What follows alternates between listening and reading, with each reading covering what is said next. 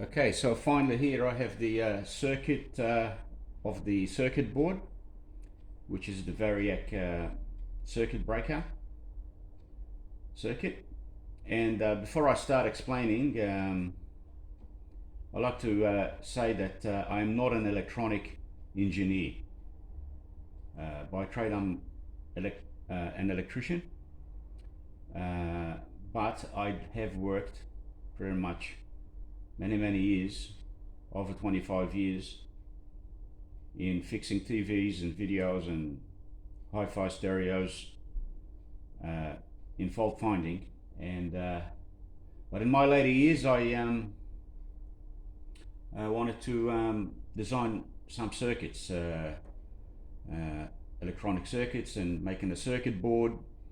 And it couldn't have been done by the help of people on YouTube and people sharing their designs and explanations. And so I've learned a lot. So I thank all the people that contribute to making educational or projects, videos to share with other people so they can learn.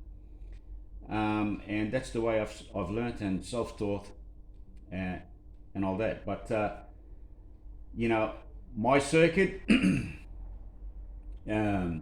is not a perfect circuit, and I'm sure there's engineers there which they can make it much better than what I did. So, but it ended up working pretty good. So I'll expand the circuit, because otherwise it's too small to see on camera. And I will try to explain as good as I can. Okay, so this is the actual circuit of the circuit board that I've made, but it is missing the actual output triac or SCR and the relay control circuit, output switch circuit. So for example, that's the relay input to operate the coil, but it hasn't got the output of the terminal. So I'll show you that in a different diagram, which is this one here. So there's the triac input, there's the relay input here for the coil to energize. So this is the scale relays for my analog meter, okay? And that's the auto transformer, the Variac transformer. And so I'll start here at the input. So we've got the plug that gives power to the circuit breaker with the Variac transformer built into it. It goes through an 8 amp fuse and it goes to a main switch. In this new circuit I only used the single pole switch because I couldn't fit a double pole switch to switch the neutral, because I don't have enough room in the enclosure box. So I had to, unfortunately, go to a single pole switch. So that's what I did there. And the first connection goes to the triac, or now the new improvement of my circuit, I can run an SCR, two SCRs back to back, which I haven't drawn in the circuit, but I do have facilities on the circuit board to run the triac. To run the SCR, which is one of these units.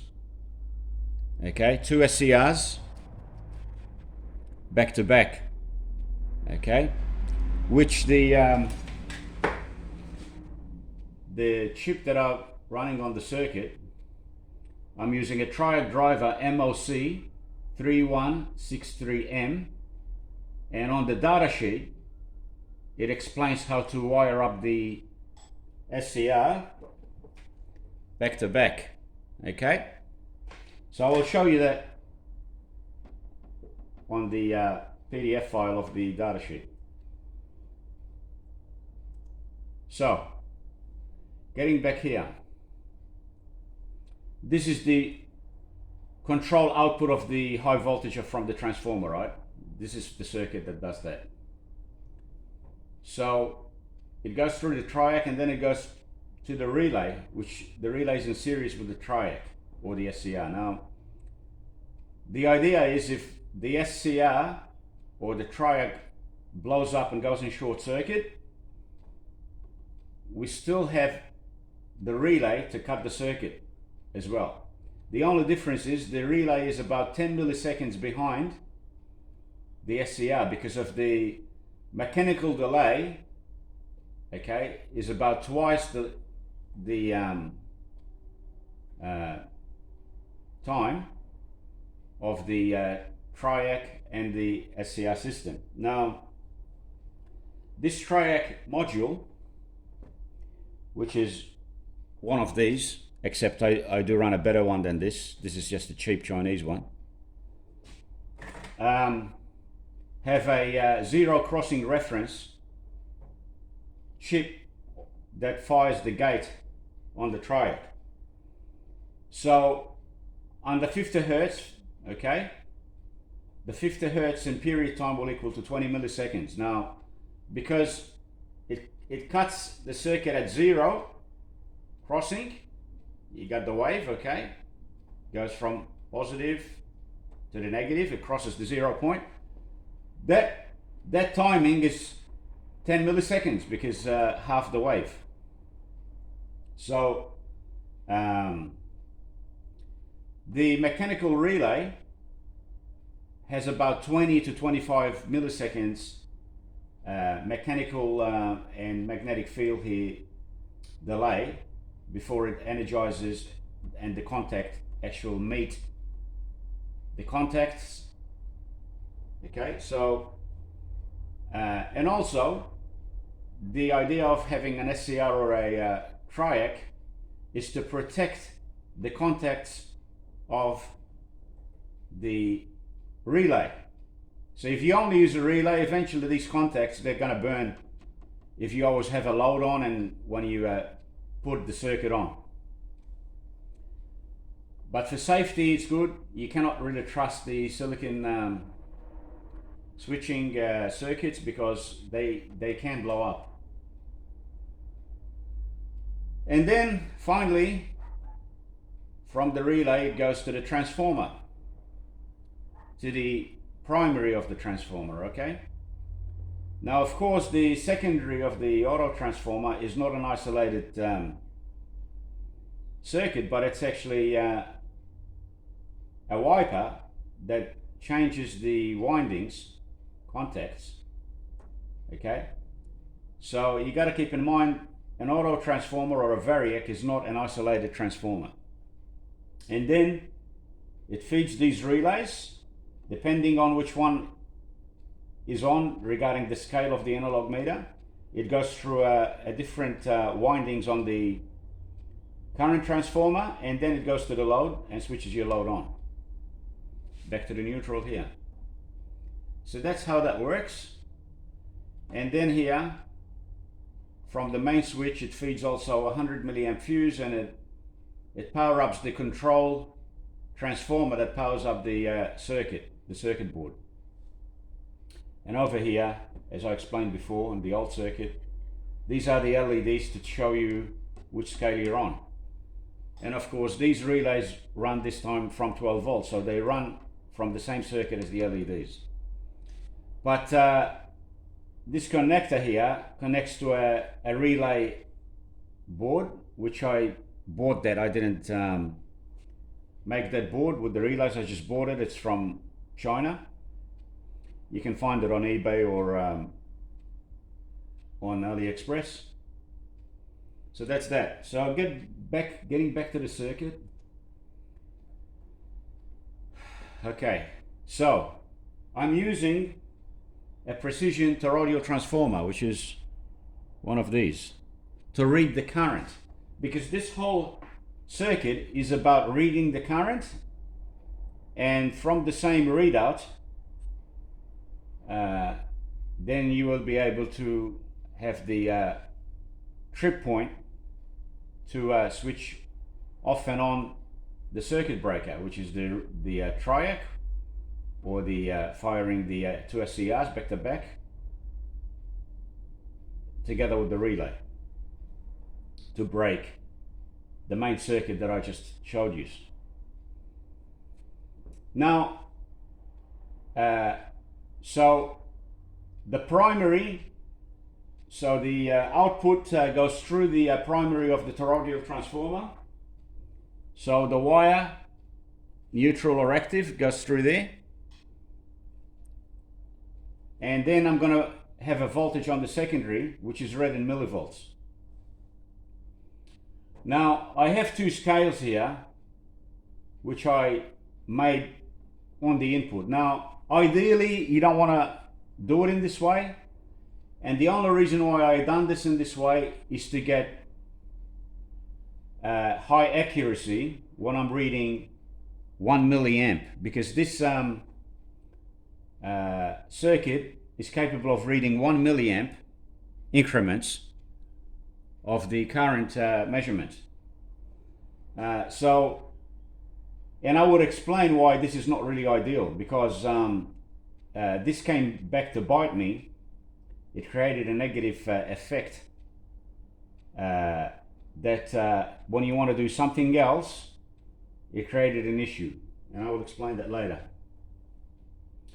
Now, this toroidal transformer here is called the toroidal precision current transformer. This one is a 1000 to 1, so it probably have, for the one turn on the primary, it's probably got 1000 turns on the secondary. But the calculation of the readout on the secondary, I had to make my own testing, because there was no data sheet that you could trust, or data sheet that really explained what's the difference between the primary and the secondary readout is going to be, and how you have to set it up. So normally on the secondary, these type of transformers, you have to put a burden resistor or a load resistor to get the correct ratios between the primary and the secondary.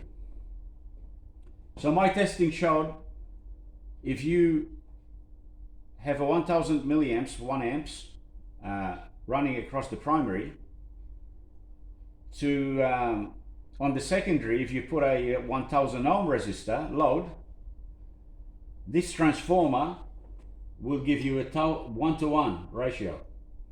So if you run 1 amp here, you will get 1000 millivolts on the secondary. But that, with the 1000 k ohm, sorry, with the 1000 ohm 1k resistor, this readout is only good from 0 to 3 amps. And once more current is drawn on the primary, then the wave will start distorting, and it's not going to read any higher than the 3 amps. So then you would have to use a different burden resistor. So then I found, if you use a 100 ohm burden resistor, you're going to get 10 to 1, which means you're going to divide the secondary by 10. So if you have 1000 milliamps here, you're going to get 100 millivolts on the secondary. And if you use a 10 ohm resistor, it's going to be 100 to 1. So 1000 milliamps here, and then you're going to get 10 millivolts on the secondary. And if you use a 1 ohm burden resistor, then it's 1000 to 1. So 1000 milliamps here, you're going to get 1 milliamp. So in a way, the resistor is resembling the voltage. So, you know, if you take the ratio of the 1000 milliamps, 1000 ohm resistor, you will get 1000 millivolts. If you use a 100 ohm resistor, you're going to get 100 millivolts, and so on. And pretty much that's the combination of that transformer, and depending on the frequency. So these are tests done at 50 hertz. Okay, so now I'm using two scales. So I'm using the 1000 ohm scale, okay, and the 1-to-1, and then I'm using a 10-to-1, which I've got a 100 ohm resistor burden resistance between the secondary. And the reason why I needed to do that, because I wanted to measure the low milliamps. So let's say from 0 milliamps to 10 milliamps, right? I need to be able to read 1 milliamp, 2 milliamp, 3 milliamps, and so on, divisions. And if I ran the 100 ohm burden resistor at 10-to-1, I found that it wasn't accurate. It was hard to read the from 0 to 10 milliamps, for example. But in a normal situation, you wouldn't do it like that. You would use, let's say, the 10-to-1, and then to read a lower scale than that, you will just you'll use an op amp to times the figure by 10. But I found I got better results in reading the current, to have a stable current, by having only a 1000 ohm burden resistor on the secondary. The only problem is that because I'm changing the scale at the input, everything on the output is going to be based on what you set on your secondary, where if I left this with one scale and then you're amplifying later, I could take a point, a measurement of your op amps before it gets amplified. So for example, this is, by the way, is a full wave rectifier called a precision full wave rectifier amplifier. We're using two op amps, dual op amp there, and which I got from the internet. I think was like an op amp handbook that gave examples, and one of the examples was this. And the only modification I did here is I created an offset adjustment by having a negative 2.5 and a positive 5 volts going through a potentiometer here to be able to get a zero voltage, calibrate annulling zero voltage at the output when you have zero voltage at the input. So that's my modification there. And the output is here as a full wave output. So the negative wave of the AC has been transposed to a positive. So that's, let's say, the positive, and that will be the negative part, then will the positive, and so on.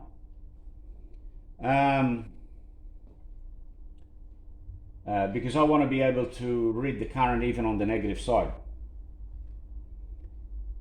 And then I've got an overload circuit here to read short circuit. So if you get a high spike at a certain current, I can turn the system off to protect the Triac and the SCR.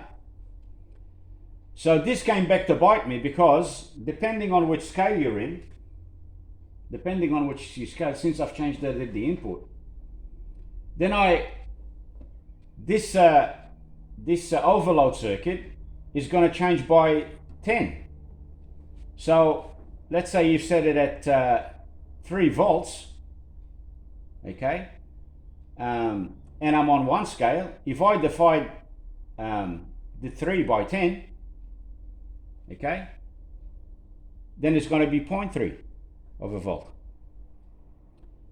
I still was able to get away with this, but that is why what I was trying to explain here, this is not ideal, and it's best to have that in the front of the amp, so I can, let's say the overload, I will pick it up on the output of the first stage without having the scale changes.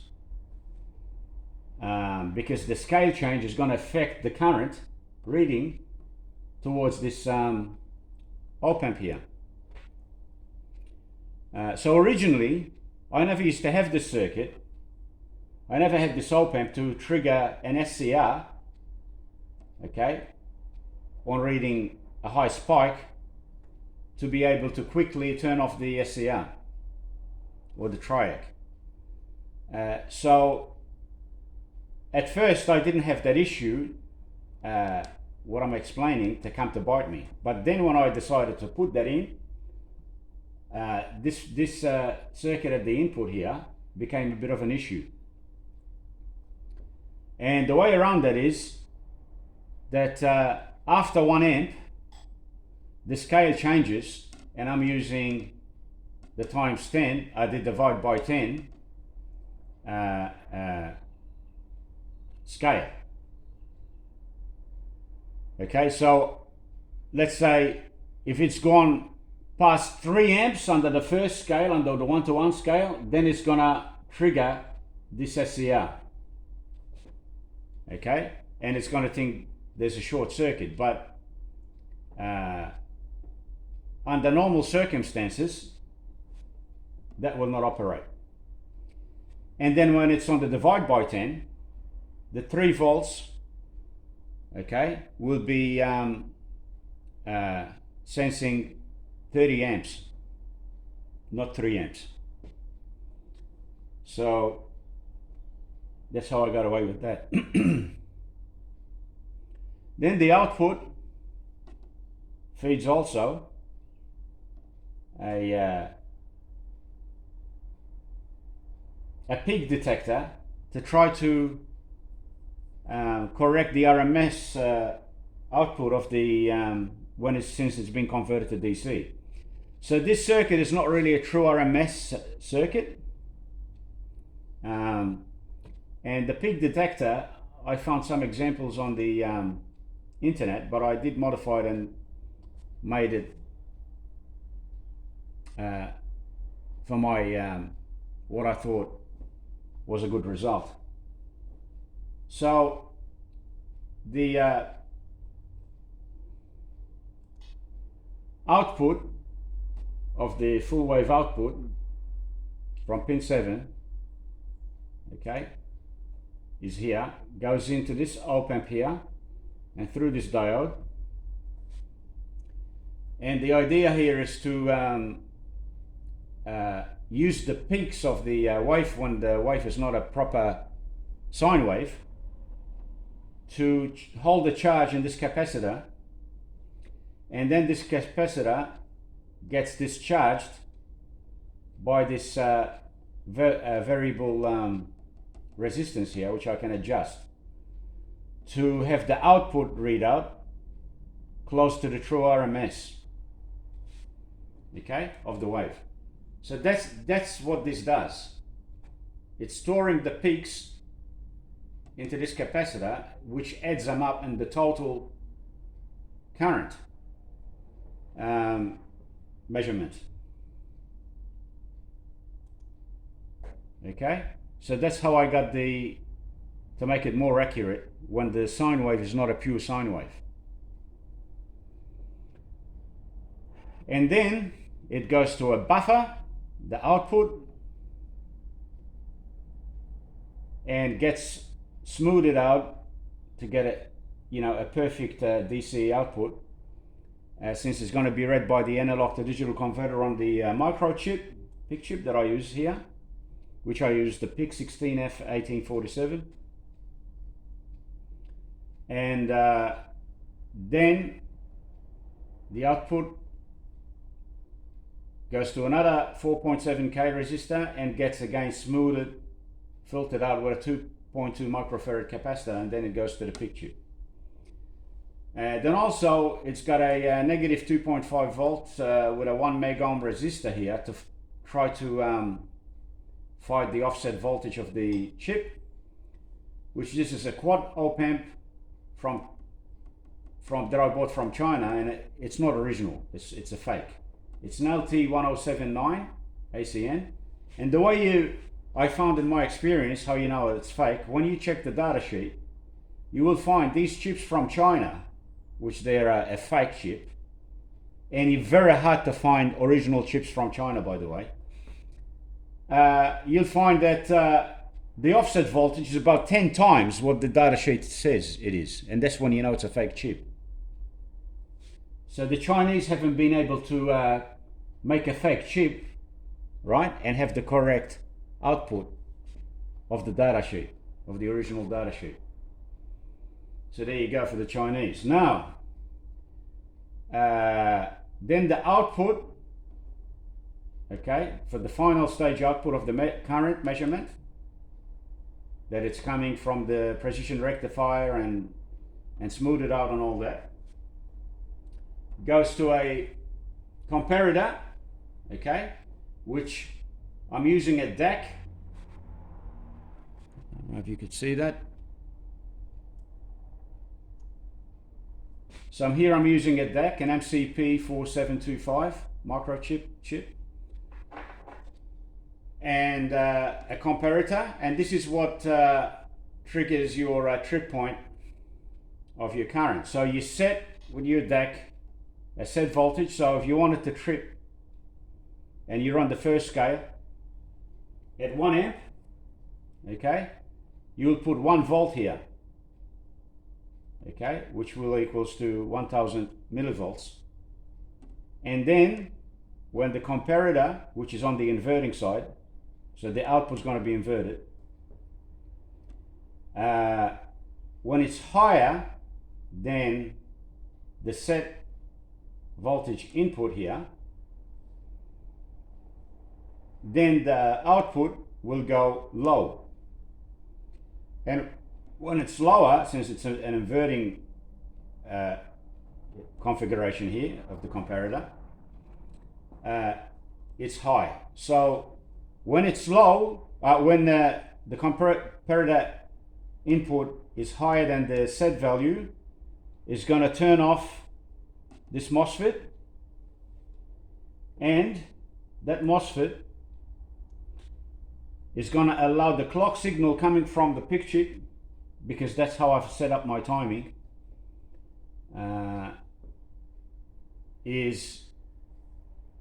will allow it to go to the CD4040.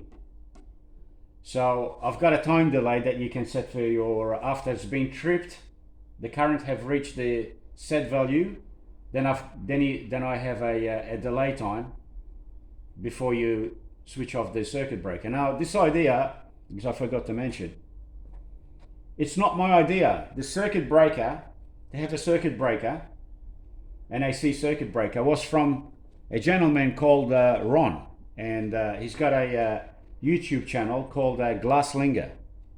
Very clever guy, and he works in valves, the old radio valves, tubes, and he actually makes the tubes, and yes, so he's the person that came up with this idea, so the credit goes to him. And but for my use, I wanted to have it where I could increment the current settings at 1 milliamp increments, so I can have set up, let's say, to trip at 1 milliamp, even to read 1 milliamp. And his circuit was a bit much more simpler than what I did. Okay, it doesn't use a DAC and all that. And then he used this CD4040, which is a binary counter.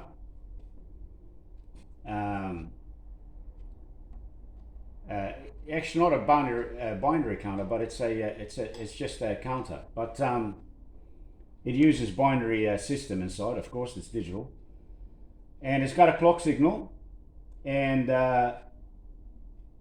these outputs correspond to how many clock numbers it has counted.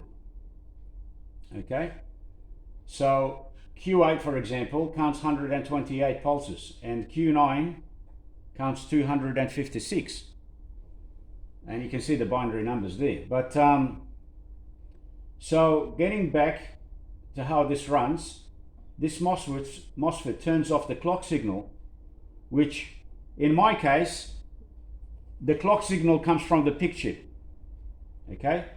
Where in Ron's case, the clock signal came from the 50 Hertz, or in America, the 60 Hertz cycle of the mains wave, which in a way, under a bad circumstance, it's more reliable because Ron's one, because it's using the frequency of the supply itself that you're trying to measure. So, for example, if something goes wrong with my microchip, then I've lost my clock signal, and therefore, even if the trip current is set, it's not going to trigger, since the trigger comes from the CD4040 counter. That's what puts out the that's what trips the circuit breaker output of this.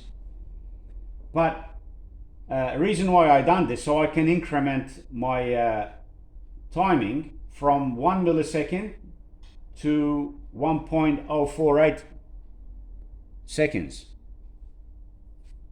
and that was achieved by changing the frequency, the clock signal, from my PIC chip. Okay, so that's how I've done it. And also, once this MOSFET is on, then as I explained, the clock signal goes to there, and as soon as this brings out an output, that means it's counted the 128 pulses, let's say on that scale. This has got a ×2, which uses a 256. So when it's ×2, the 1 millisecond, if you got it on 1, it's going to be 2 milliseconds. If you have it on the 1 second, then it's going to be 2 seconds, okay?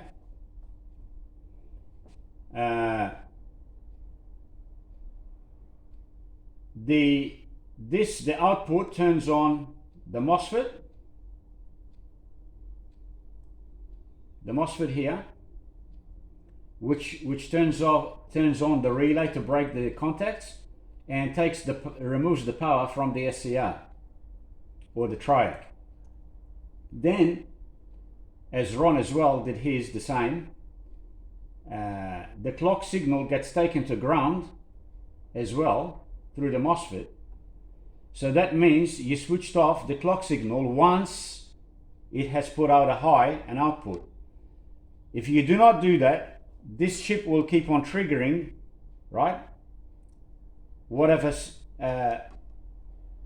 delay time you have set, it will keep on. Let's say if you get set it to trigger after 3 seconds, every 3 seconds will be turning your circuit breaker off and on every 3 seconds. If you set it 10 seconds, will be triggering every 10 seconds. So you don't want that. So as soon as the MOSFET has been triggered, it actually kills your clock signal to the chip. Okay? Now, so that's that part.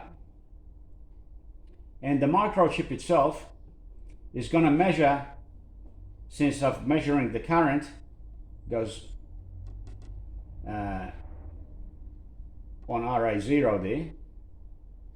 Also have a scale change, which comes out on RB1, and you can change these configurations how you want if you're making your own circuit, of course.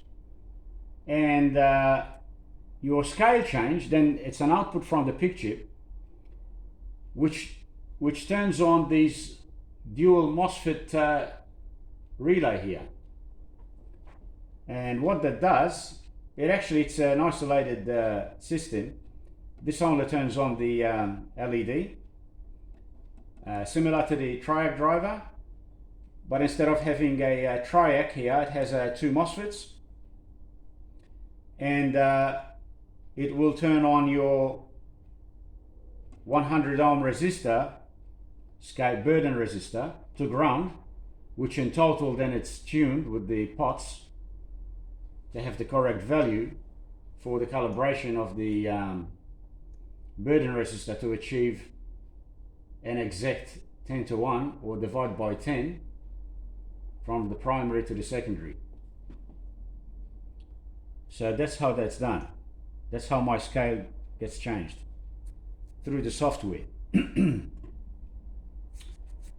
Then the other modification that I did, because how I said this is not my first diagram, I had the first one which I started with, I improved on some ideas.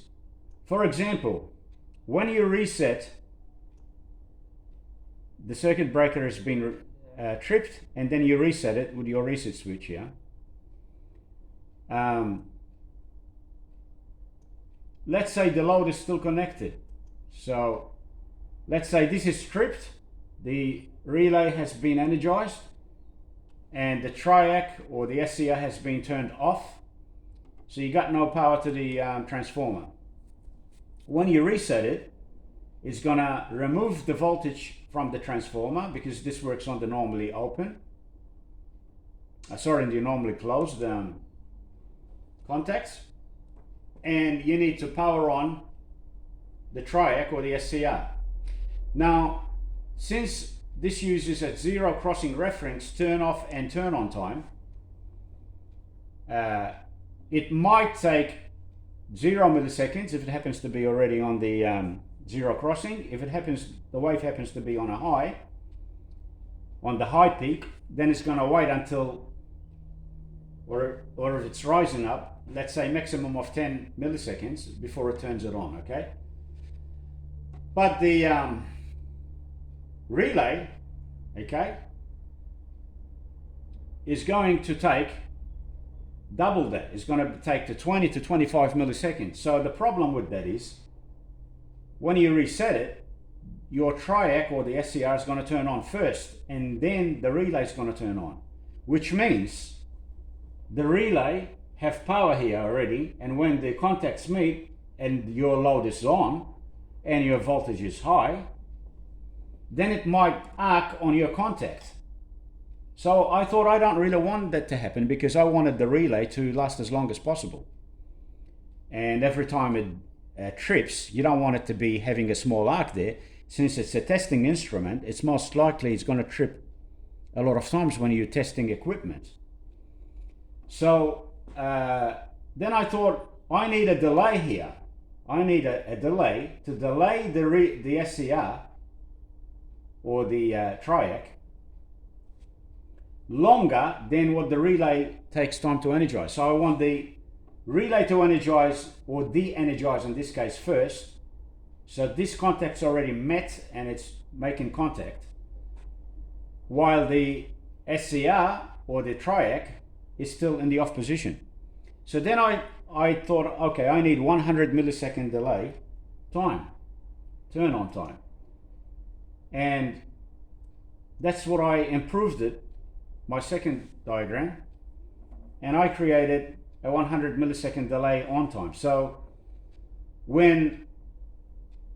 while this relay is energized, this point here is at 0 volts, because this MOSFET is onto ground.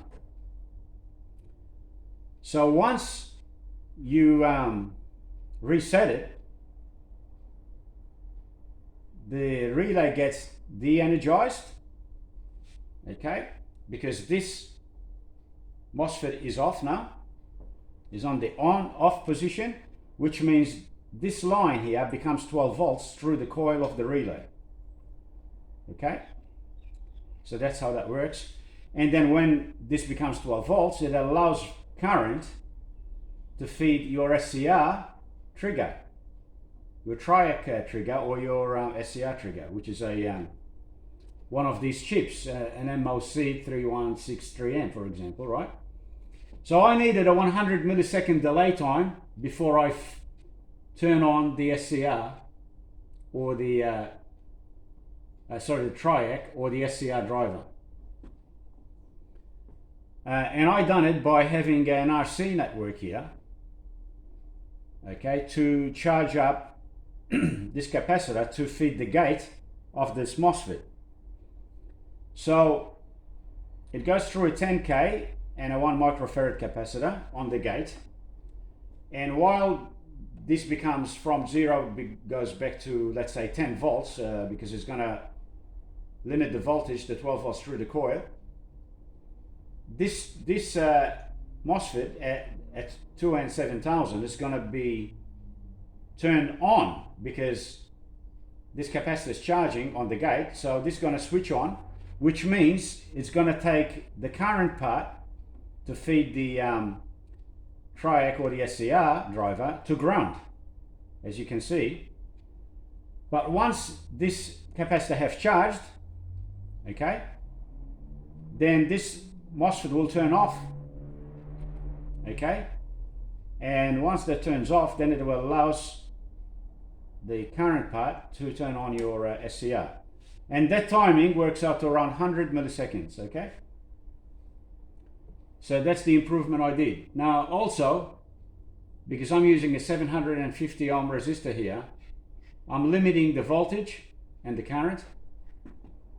So either you can plug on,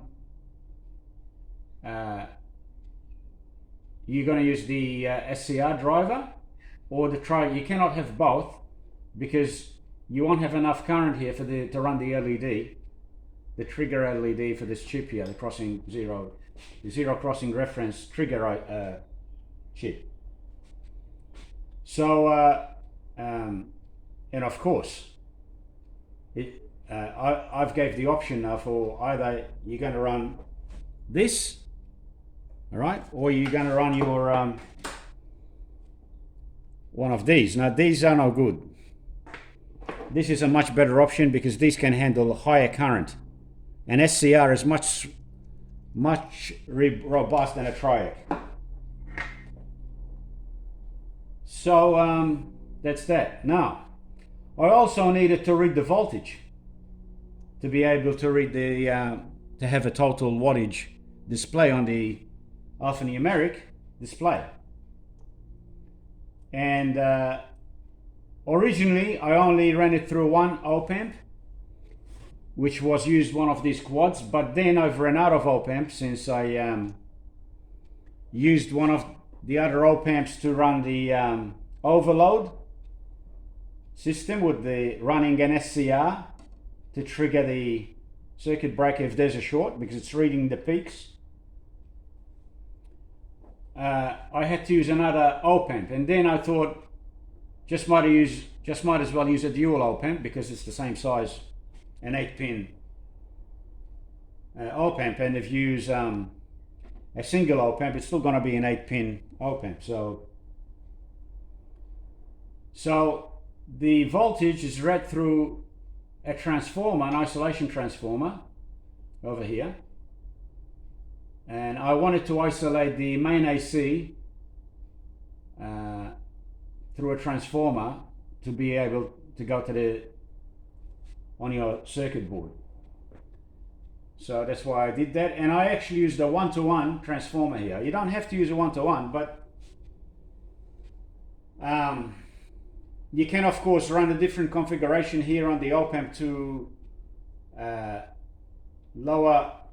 amplify back the voltage drop of the diode, but I use a Schottky diode here, so it's have a minimal voltage drop. And of course, because let's say if you're going to use not a 1-to-1 transformer, then that voltage drop is going to be more significant if your transformer already dropping voltage. So that's why I actually use the 1-to-1 to have it more accurate. So it goes through a 220k resistor, 1 meg ohm, and through a voltage divider here to ground. And I used a 100k pot as your voltage divider between the 1.2 meg resistor here, and this pretty much, once you adjust your pot, I can get a division of 100. So at 240 volts the output here will be 2.4. Well, the output here, once you adjust that, it's set to 2.4 at 240, so it's divided by 100, and goes through this Schottky diode here, which the voltage has already been dropped, so you don't have to use a high voltage diode since the voltage is low already. And it goes through 100 kgs to protect the op amp, just in case something wrong happens here. And more like a buffer at the same time. I got a 12 volt Zener diode here to protect the voltage as well to the chip. Because this chip had run at 12 volts op amp.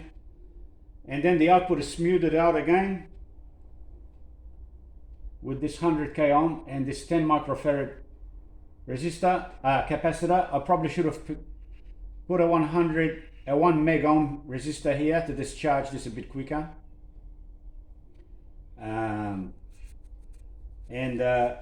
But because it's on the voltage, it's not important for the circuit breaker itself. It's only for a display, which also this keeps it more stable. I could have probably put capacitors here to be already smoothing the AC out, but I didn't for some reason. And then it goes through this buffer op amp again, and then it gets smoothed out again by 4.7k. I mean, smoothed out by this 2.2 microfarad capacitor over there. I'm not sure if that's showing.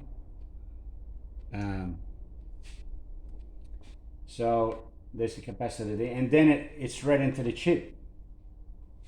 Analog to digital converter on the chip, which is a 10-bit.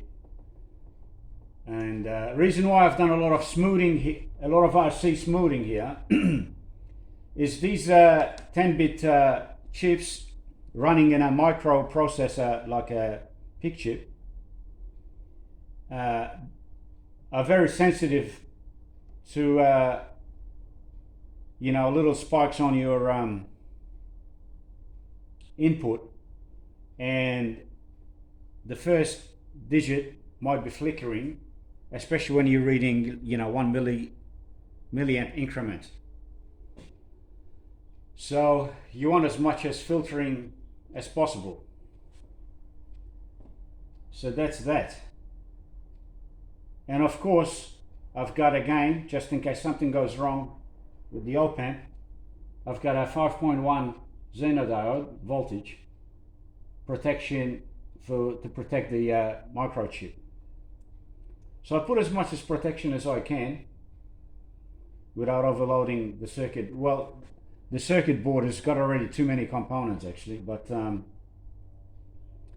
the other part I haven't explained is the input is coming from a power transformer, which is 15 volts to the center tap. So in total I've got 30 volts there, but with the center tap I was able to get a negative voltage, which I need, because I've got a negative voltage regulator, 12 volts, and I've got a positive 12 volts regulator.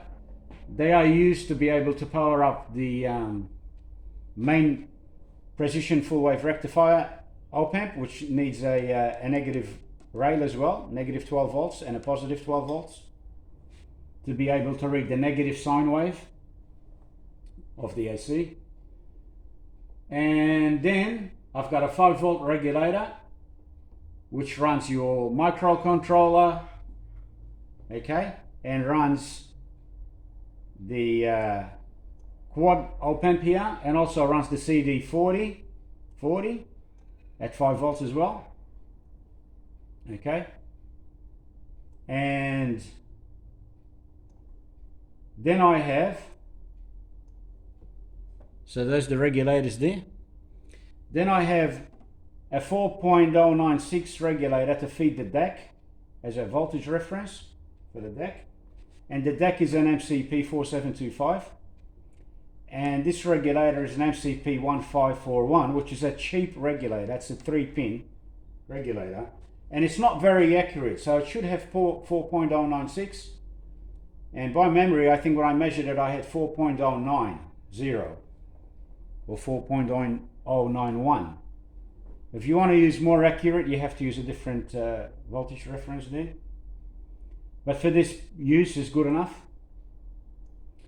And then for protection as well, on the 5 volts here, I've got a 5.6 Zener diode And the reason why I didn't use a 5.1, because out of practice I've realized that the 5.1 xenodiode might start conducting at 5 volts.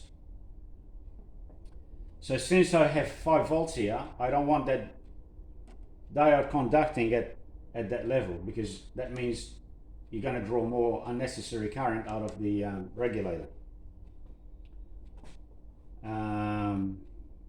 And then I also have a negative 2.5 voltage reference, and I use the LM431 chip, which is a current source. So this gives a very stable negative 2.5, which I use to null the op amp here, the TL082 CP for the precision rectifier. So I put the negative 2.5. And also, by the way, this chip is from China, and I found they're fake as well. This is supposed to be a Texas Instrument, this chip, TL082. And therefore, this nulling here is even more important for chips that the offset voltage could be different on each one that you buy. So if you replace this, you would need to readjust your 0 volts.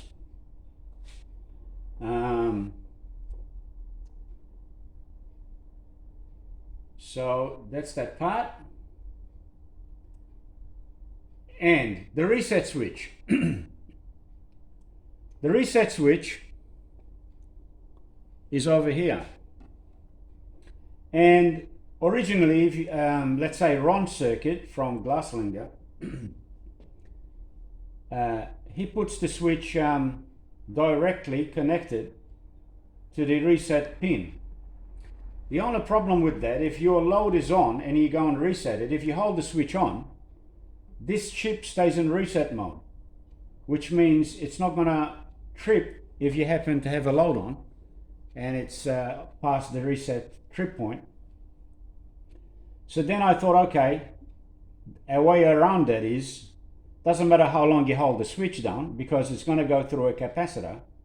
So while the capacitor is discharged, this side is going to be, while charging, the negative side of the capacitor is going to be positive, which is going to reset the chip. Once the capacitor is charged, then that will become a negative, and the positive will stay on this side.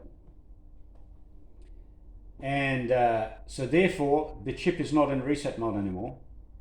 So it's only for a few milliseconds. It's reset while you reset it. And then when you release the switch, you need to discharge the capacitor. So I had to put a resistor here to discharge the capacitor, ready for another reset, another recharge of the capacitor to be able to reset it if you need to reset it. So that's how I got around that. What else I need to explain? Let me pause it to think. Okay. Also, the microchip runs the LCD, which is a alphanumeric 20 character alphanumeric LCD, which you saw in the when I showed the Variac. And the output to the relays to the scale of the analog meter is done by the microchip as well, and it's from these outputs here, and this goes to the relay board. And the rotary encoder switch, okay, runs here, and it uses RB6 and RB7, and also that's the old circuit, big detector. Okay, this is another part that is not in the main circuit diagram. This section is on the front panel of the relay of the enclosure panel, and I've got the cursor switch, I've got a scale switch, and I've got a set amps time. Now, This all is read by an analog to digital converter pin on the picture, and it's down there on pin 2 of that plug. And I use Zener diodes here to change the voltage, which means depending on which switch you have pressed. So I've got a 3-volt Zener diode, I've got a 3.6, and then I have straight through 5 volts in here for the set amps time. And the rotary encoder is here on pin 4 and 5. Actually, I lie, it's on pin 3 and 5, and 4 is ground. And then the time switch, which I've got a ×2, I got a switch that doubles the delay time. All it is just a switch here which changes from one position to the other. Okay, and then also when it's on ×2, it triggers this LED. So you got 5 volts here through this 220 ohm resistor, and when you switch it, it turns on the LED and goes to pin 2 of the time set. So looking at hang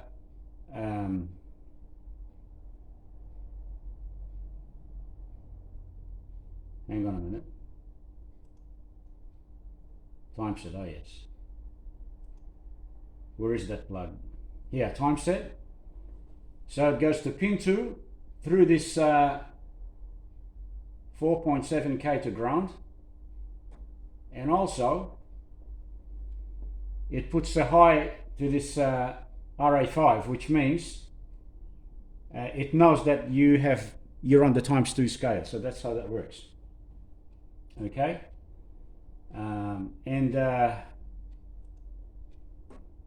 this part, rotary encoder and switch, is there. So that's what's going on there. And I use the TVS Zener diode here. It's a special high-speed protection diode on the data wires connections on the SDA and the clock I2C bus line. Okay, so the communication to the LCD is run by the I2C, and the DAC down here is also controlled by the microchip by the I2C system here. Okay, so I protected in case you get any spikes.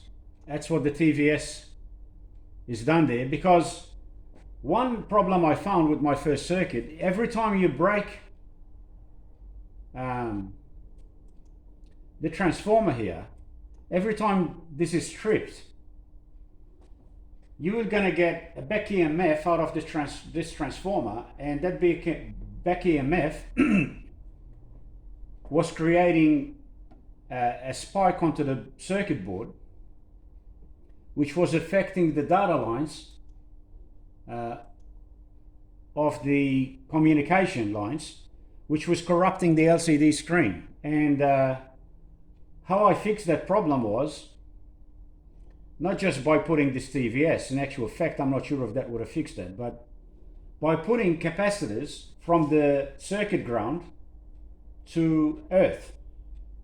So the earth is the mains earth. Where are we? The mains earth here that plugs in on your PowerPoint.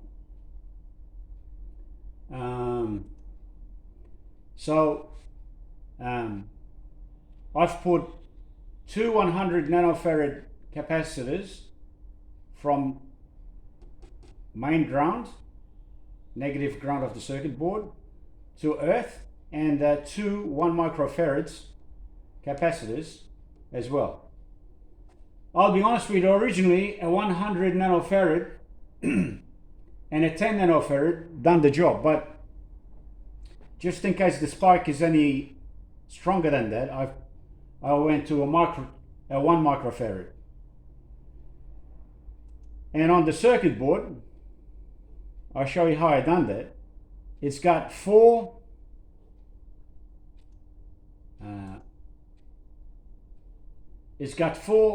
screws that screws the board to the chassis enclosure box, which is grounded to earth, mains earth. And what I did, on each corner, I've put those capacitors. So on each corner, okay, here, there's the earth that goes through the screw, through the mains earth. I've put a capacitor to ground, to circuit ground, because this whole board has got a ground, it's got a one plane ground, okay, throughout the whole board. And each corner there's the capacitor there. So I'll show you the other side. And same thing here. Okay, I don't know if you, yep. So that's how I put those capacitors. Okay, and this is the MOC3063M, the one I've used. The Triac driver, which is actually, in this case, it's running an SCR driver circuit. So on my board, okay, getting back to my board,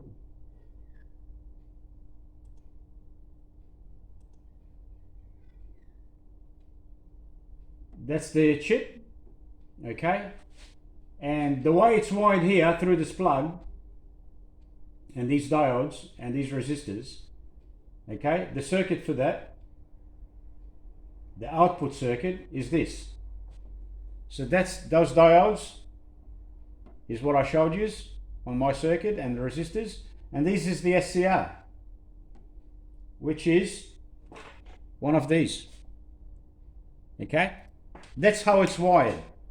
There's your load, there's your mains here at these points, the mains here, and this of course is at 115 volts.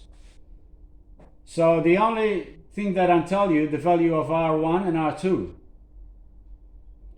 and but it does talk in the data sheet that says resistor 1, R1 and R2 are optional, okay, and it says 330 ohms, okay, but in my case I have changed those to 680 ohms because I have doubled the voltage at 240 volts. Okay, it's a bit less than double, and and this one that goes to the Triac 360, I kept it as what this says, 360, and I've tested the circuit and it works fine. Okay, and then they talk about the Rin, which is this one here, and this is the resistor that limits your LED, which is built in your LED driver, and it's saying that Rin is calculated so that the IF is equal to the rated IFT of the part. 15 milliamps for the MOC3061, 10 milliamps for the MO63062, so there's a few versions of that chip, and 5 milliamps for the MOC3063M, and that's the one I've used. So they're saying that the minimum is 5 milliamps, okay, and somewhere in the data sheet tells you what the maximum is. I'm not sure if it was 60 milliamps, but if you want that LED to last, you want to run it, you know, around the minimum, but that's guaranteed that it will turn on the Triac driver fully on at 5 milliamps. So that is why then I've got a resistor here of 1K from, let's say, 8 volts around here, okay, to minimize the current. I think it's at around 6 milliamps. And also the voltage is low here already, which helps for turning off time. So I don't want that. The higher the voltage, the you're increasing the delay time of turning off. Okay, I mean that's with any circuit. You always got those milliseconds extra. So that's that part.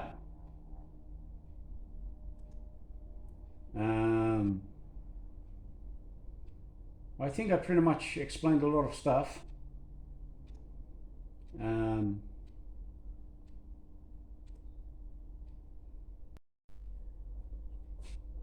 Okay, and regarding the frequency here, to show you the timing of the CD4040, how that works, the 122 Hertz is to achieve 1.048 milliseconds, seconds, 1048 milliseconds, and the 135 kilohertz, that's what I can change the output to, gives you the 1 milliseconds. So if we work in seconds, we need, to get the period, we need 1 divided by 122 Hertz times 128, which is 1.049 seconds. Okay, as you can see there. Now to do the 135 kilohertz, so 1 divided by 13500 Hertz times 128 is 0.00948, okay, seconds, which is pretty much 1 millisecond. Okay, so that's as good as I can get it with the module of the PIC chip of the pulse width modulation module built into it.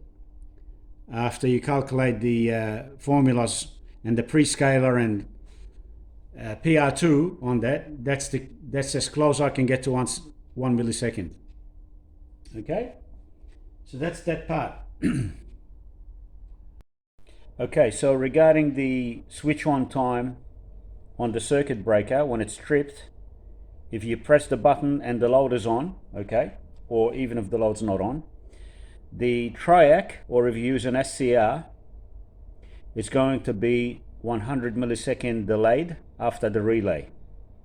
So that was made to protect the contacts on the relay. So the relay will come on first, and then 100 milliseconds later, the SCR, or if you use the Triac, will turn on.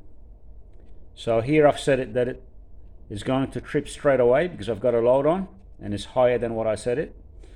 I've set it to 10 milliamps.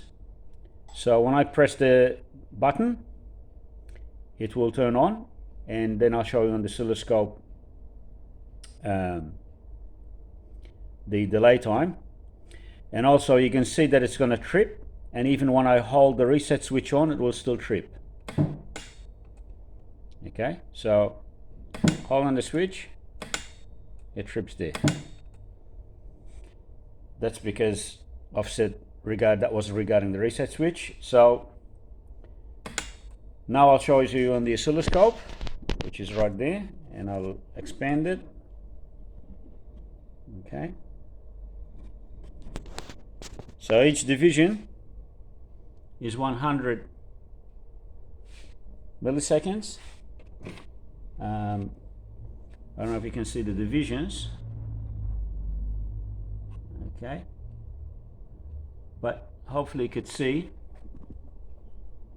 on the if it will focus, of course, this.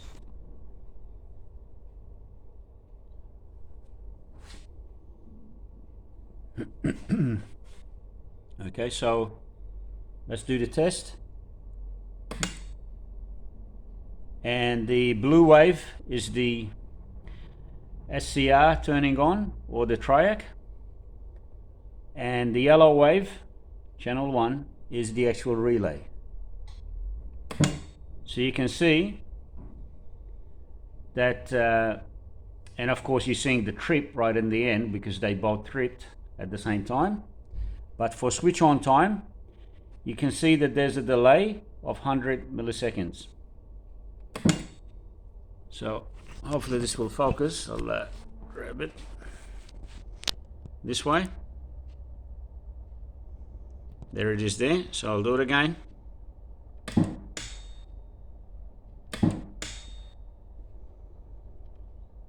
Okay, so you can see the turn on time.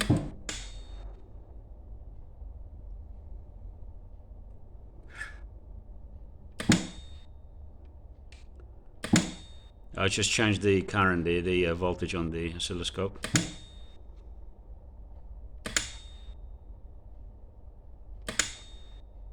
Okay, this is a 100 millisecond delay time. Okay, so that's that test. And you can see there's division. Okay. Okay, so here we're going to be checking the delay time when the current has reached the limit, and then it's going to be a delay time according to what the setting is. So at the moment I have the settings here set to 1 second after the trip time has reached. And the oscilloscope, I've got the cursor here, and that's going to measure the time after the trip time has reached. And on the cursor AB here, it's going to give you the total of the delay time, which at the moment that's saying 1 second. So I'll turn it on to trip. Okay, and there we can see it's saying 1 second, 1.02 seconds, because I've set the cursor time on the blue trace, which is the delay time after the trip current have reached, and that's when the circuit breaker have turned off. So now I'll let's set it to 900 milliseconds. So we'll test it. So I'll move the cursor. Okay, and as you can see, it's here 900 milliseconds. Now we'll change the settings here again to 800. Now it's set to 800. We'll do another test. Move the cursor. It's saying 820. Let's do it again.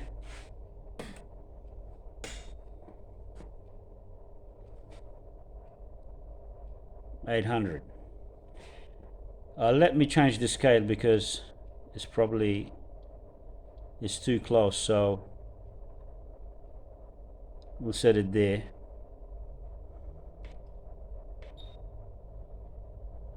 Okay, do the test again,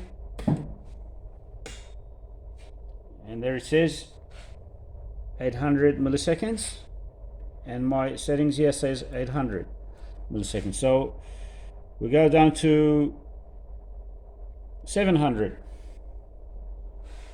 Do the test. Move the cursor. Wrong one.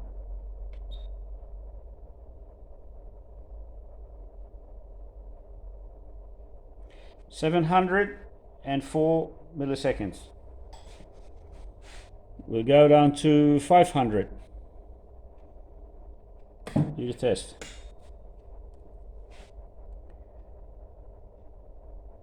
And there, 504 milliseconds. And here I've set it to 500 milliseconds. We go do the 400 millisecond test.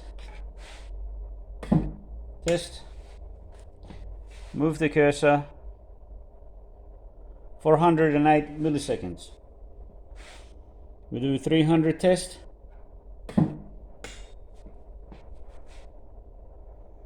304 milliseconds. We set it to 200. Oops, that one, 200. Do the test. Move the cursor. 200 milliseconds, and it tells us 200 milliseconds. Okay, let's do the 10-second test here. I've got it set to 10 milliseconds, not 10 seconds. So, and there it's reading 10 milliseconds. So we'll go 20 milliseconds. Move the cursor. There we go, 20 milliseconds. Do it again. There it is. Okay. Let's go to 25 milliseconds. We'll move the cursor. And there's 25 milliseconds. Same there, and we got it set to 25 milliseconds there in the bottom. We go to 30. Do the test. Okay, let's change the scale, the time base. Do it again. Move the cursor. 30.4 milliseconds. Okay. We'll go to 35 milliseconds. Settings. Move the cursor. 35.2 milliseconds. Okay, so now I've changed the actual I've changed the trigger on the other channel to be able to do a better test. So I've set it to 1 millisecond. I've set the time base to 1 millisecond. So each division is 1 millisecond, okay? And you can see the cursor there, and between the two cursors, it's reading 1 millisecond, okay? So we'll do it. Okay. You can see it's stripping at 1 millisecond. Now let's change it to 2 milliseconds. So now I've got the settings here, 2 milliseconds. So we'll move the cursor. Wrong cursor. Wrong one still. Okay. So now 2 milliseconds. Let's do it again. And there you go. That's 2 millisecond delay time. Let's change it to 3 milliseconds. So I've changed the setting to 3. We'll see what we do, what we get. Move the cursor. 3 milliseconds. Okay, so it's fine. I can adjust, pretty much.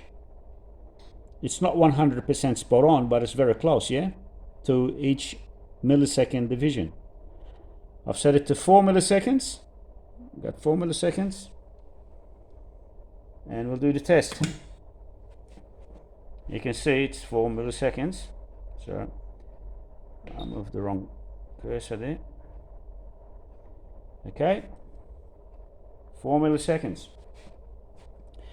Let's do 6 milliseconds. Okay, now it's gone off the scale, so I have to change the time base. I'm on the 2 millisecond scale. And there we go. I got 6 milliseconds reading between the cursors, and I've got my time delay set at 6. So we'll do it again. There it is. We go to 7 milliseconds. Okay, 7. Do the test. Move the cursor, and there you go, 7.04 milliseconds. We'll do 9 milliseconds. Move the cursor, and there I have 9 milliseconds. It's pretty spot on. So all the timing of the microprocessor, it's working fine. I've got a division pretty much each millisecond. Now we'll go back to 10 and do the test. Move the cursor, and there we have 10 milliseconds. So it's pretty spot on. That's the delay time after the current has reached the trip current. Okay, so that's that test.